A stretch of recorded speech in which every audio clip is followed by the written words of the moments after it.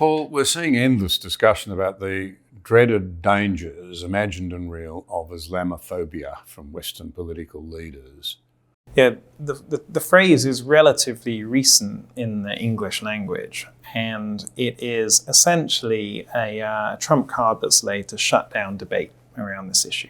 And it's not just Islamophobia, it's all the phobias. This is the recent phenomenon. If you call something a phobia, then you are given permission to shut down conversation and debate around it. And so that's exactly what we're seeing in the UK.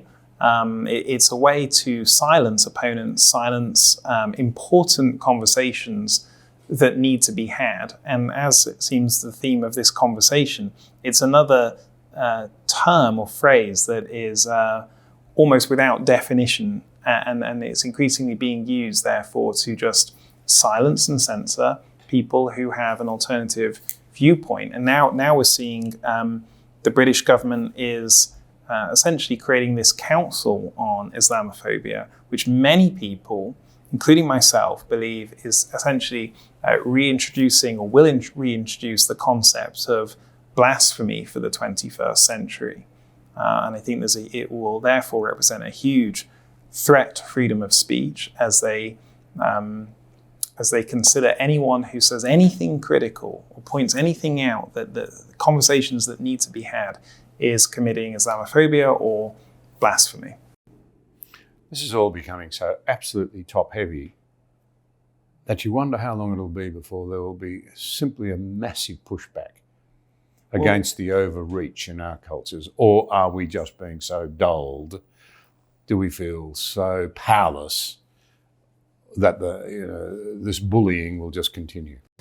We see these tensions happening right now, and you see them happening in the UK, and we saw what happened in Southport with this horrific stabbing, the reaction of the public to speak out against what they saw taking place on their streets, and then this huge crackdown by police, threatening people.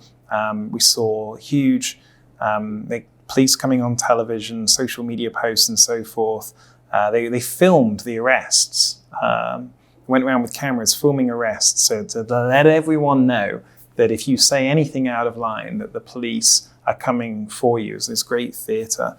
And you can see in that they themselves are terrified that they are not going to be able to ultimately censor and silence people enough. And you can almost see this tension. And again, that was something that Vice President Vance alluded to, the idea that European leaders don't trust their people with speech. And I think he was absolutely right to say that. And I think that there is this great fear that the people cannot be trusted in case they come to the wrong conclusions. And I think it's my prediction that we're going to see that play out in the months ahead. To what end, I don't know.